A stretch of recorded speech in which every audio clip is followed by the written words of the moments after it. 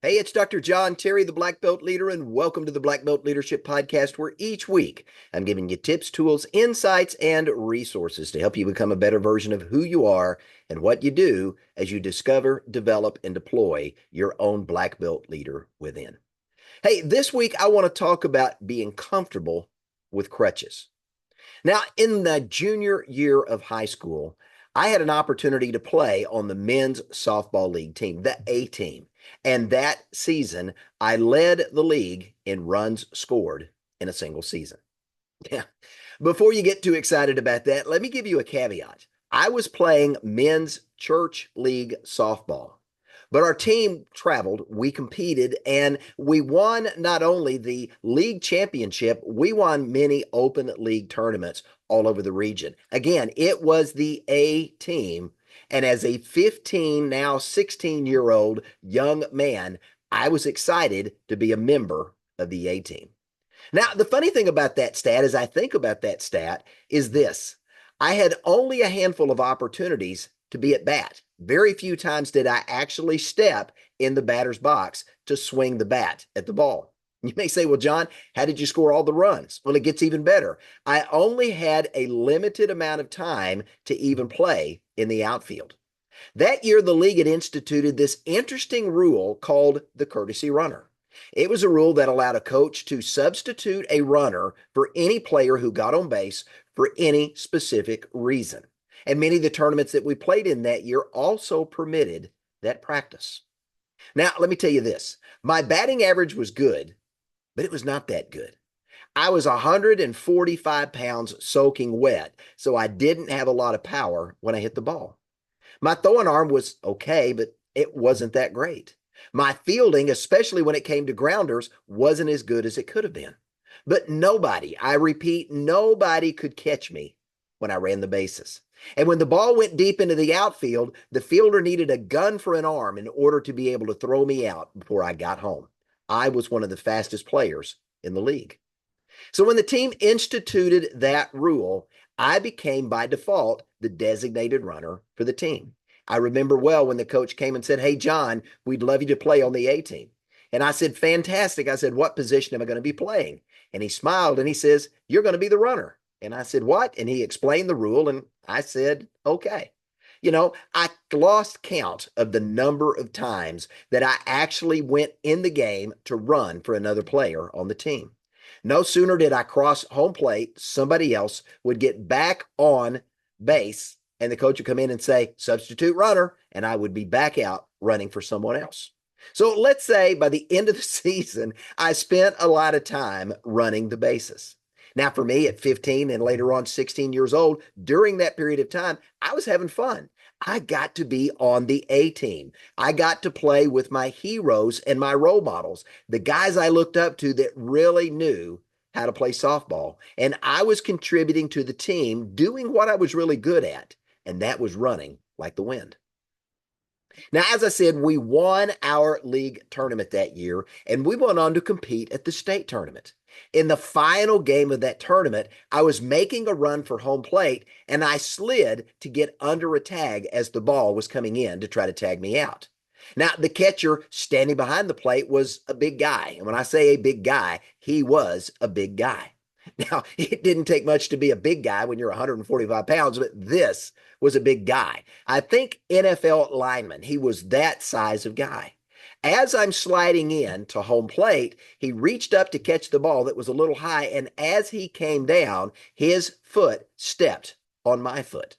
I felt something pop, but it didn't really hurt at the moment. Adrenaline was rushing, and I beat the throw. I scored the run, and to me, that's what mattered in the moment. I got up, shook it off, went back to the dugout, and went back in a couple of more times before the game ended. Now, I noticed when I went back out, my foot felt a little funny when I was running, but again, still the adrenaline was pumping, and I didn't think much of it. I thought, well, my foot's bruised. Life's good. Well, later that night, we were leaving a restaurant on the way home from this state event, and we'd stopped for dinner. And as I stepped onto the bus, I felt my foot pop again.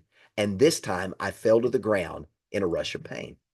Well, when I got home, I iced my foot down. The next day, I went to visit the doctor. And after a series of x-rays, the doctor came in to tell me that that stomp on my foot had severely damaged not only the ligaments, but also the tendons in my foot. And I was going to have to stay off my feet for the next 6 weeks at a minimum.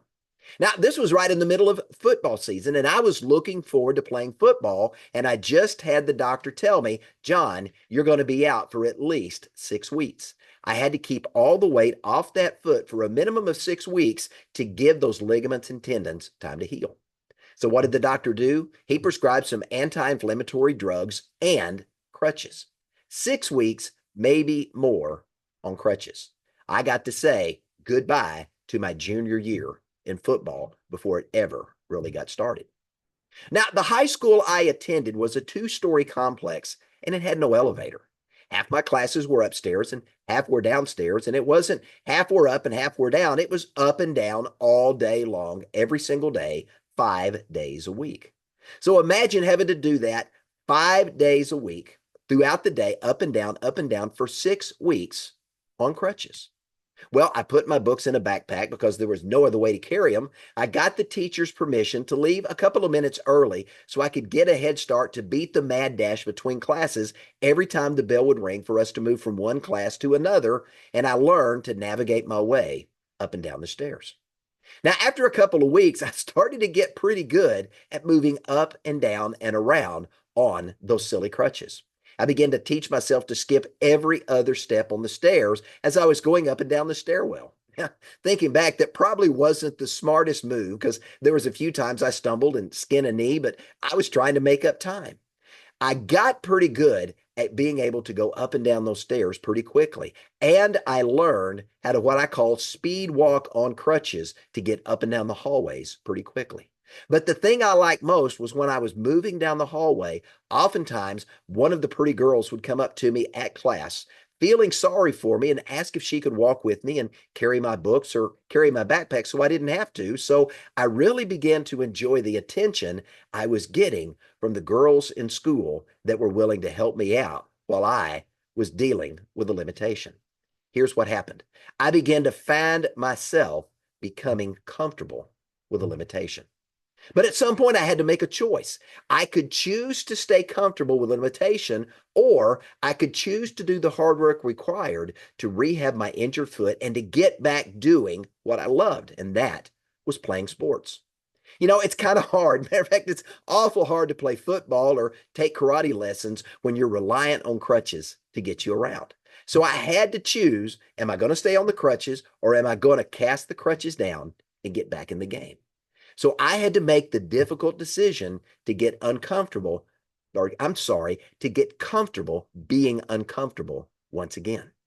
I had gotten comfortable being on crutches with no weight on my foot. But to get back to doing what I loved, I had to re-strengthen that foot and go through a series of exercises to rehab my foot, rebuild my capacity in my legs, the strength and endurance that I had lost during those 6 weeks on the crutches to be able to get back in the game.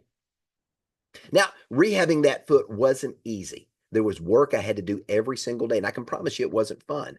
But I was willing to work through the pain in order to be able to get back to doing what I loved to do.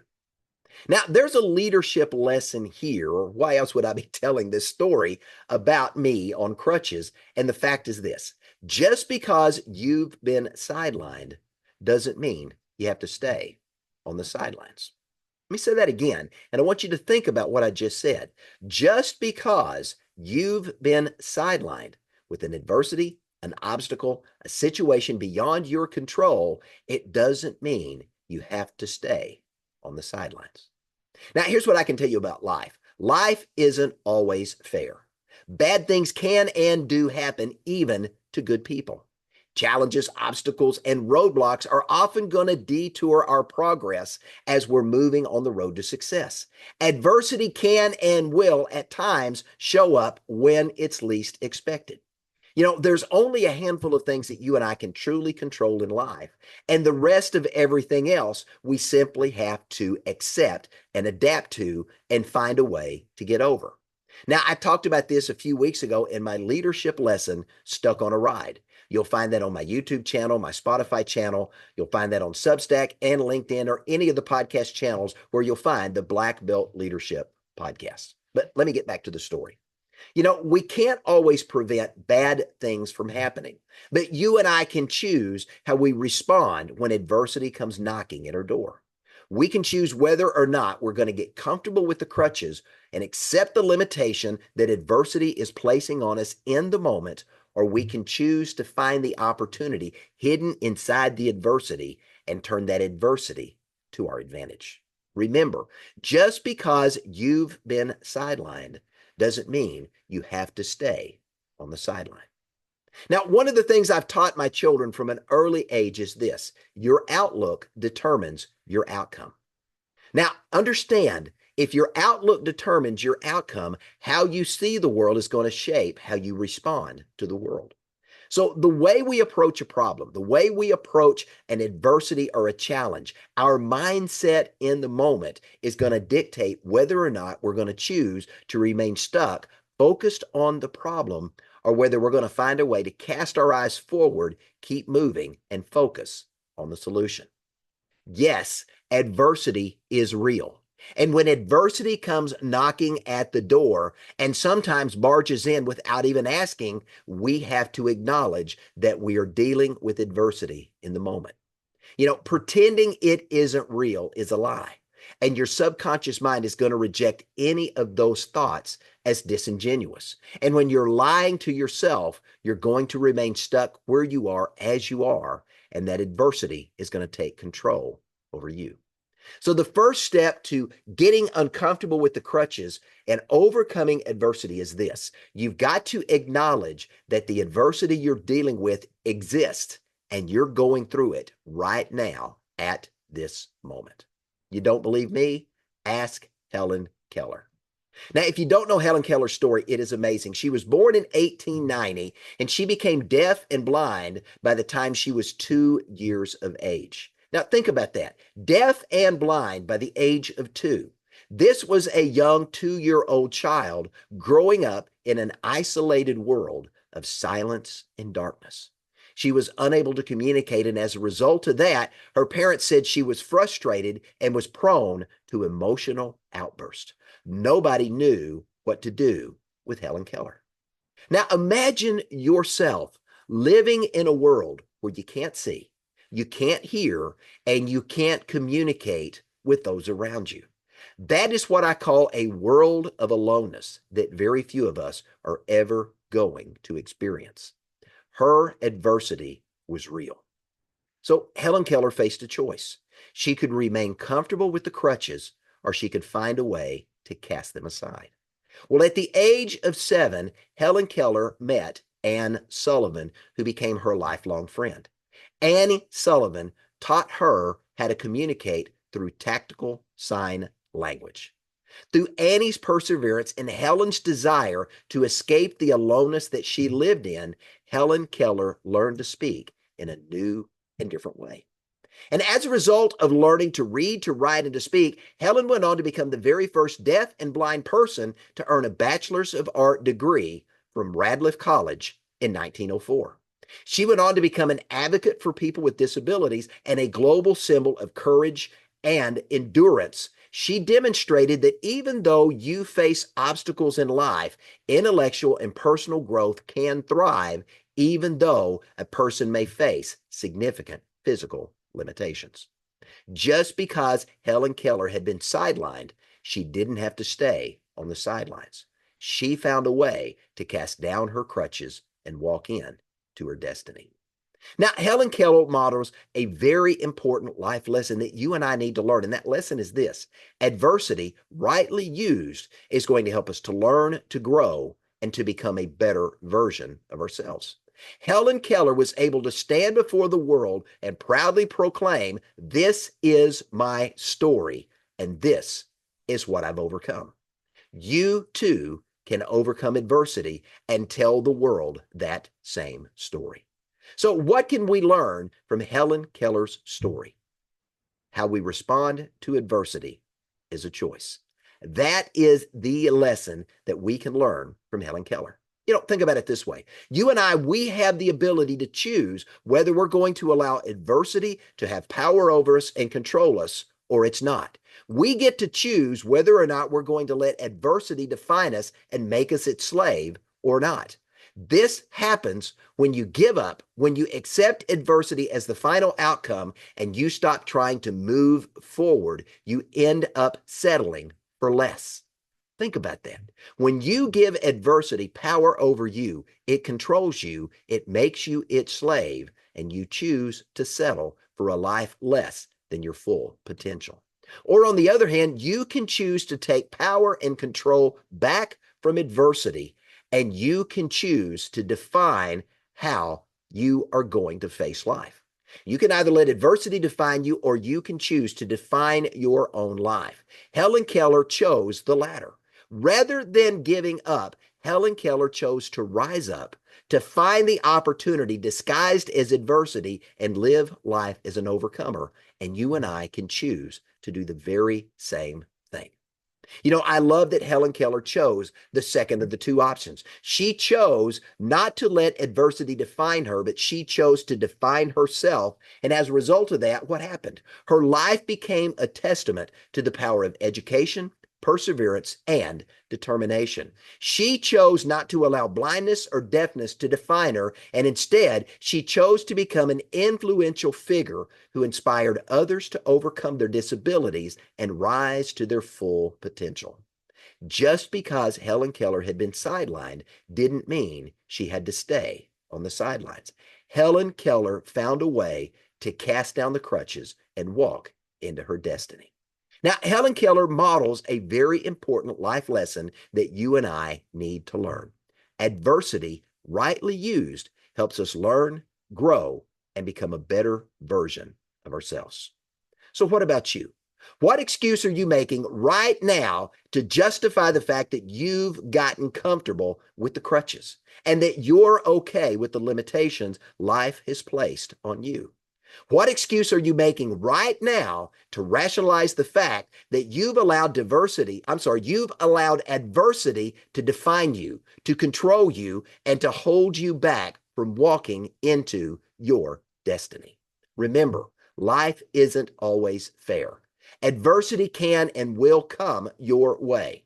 Your outlook is going to determine your outcome, and you get to choose whether you're going to allow adversity to define you or you're going to choose to define yourself.